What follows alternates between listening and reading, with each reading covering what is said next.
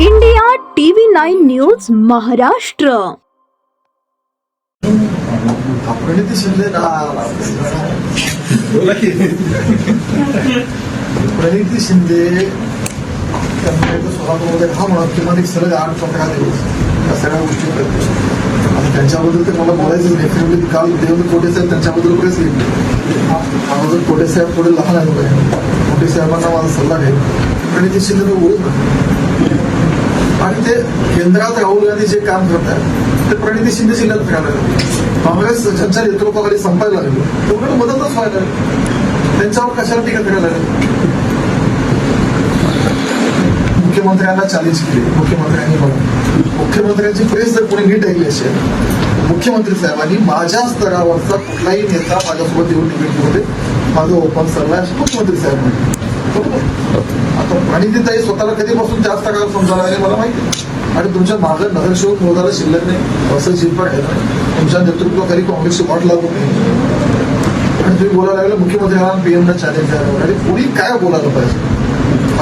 उद्या मी बसून जर त्यांच्या वरिष्ठ नेत्यांना बोला माझं स्तर त्यांचं स्तर काय तपासावं लागेल. सुभाष बाबूंचा आमचे ज्येष्ठ नेते आहेत. दर्शक साहेबांचा त्यांच्या निकट जवळचे संबंध आहेत. त्यामुळे सुभाष बाबूंनी प्रयत्न केले. त्याचा मतदारसंघ आहे माझा मतदारसंघ आम्ही दोघांनी प्रयत्न केले. सोशल दोघांनाही पत्र व्यवहार केला. ज्या दिवशी बापूंना गडकरी साहेबांचा पत्र केला त्या दिवशी मला याला पत्रावर मी पण केलं माझे मतदारसंघ आहे. पण झालं काय असतं बापूंचं व्हायरल झालं म्हणून मी व्हायरल केलं असतं तर आमच्या दोघात तुम्ही पण लावून ठेवले म्हणून मी जाणीवपूर्वक माझा पत्र मी कुठं डिस्पोज नाही केलं. आणि मी सगळ्यांना काय सांगितलं प्रणिती शिंदे ज्या दिवशी प्रेस येते त्या दिवशी उत्तर बापू माझे ज्येष्ठ नेते बापूंनी सांगितलं पत्र व्हायरल केलं आणि बापूंच्या गडकरी साहेबांचे संबंध जगच आहे ते काय लपून नाही. आणि ज्या दिवशी बापूंना पत्र आलं त्या दिवशी मला पण माझ्या मोबाईल असेल पण बापूला व्हायरल केलं म्हणून मी केलं असं तुम्ही आमच्या दोघांना लावून ठेवलं. आम्ही कशाला होतं आता तुम्हीच गेला व्हायरल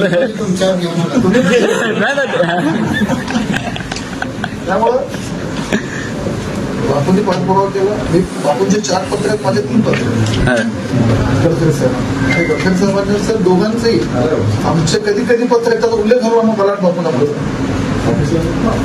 श्रेय तुम्हाला श्रेय मोदीजींना गडकरी साहेबांना देवेंजींना बापूंचा माझा पाठपुरावा दिला.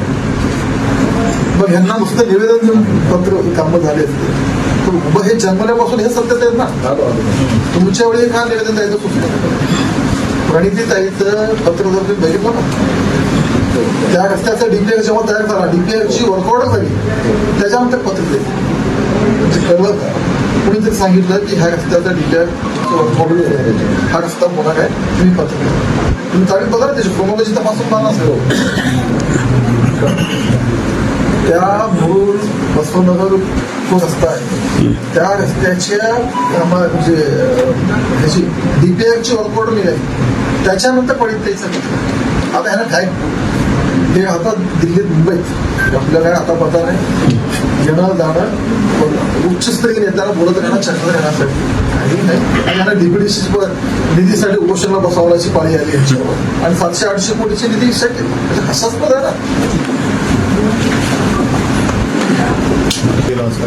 नाही सल्ला दिला मला एकदम फक्त उपाध्यक्ष भेटले आता हळूहळू एकत्र आपण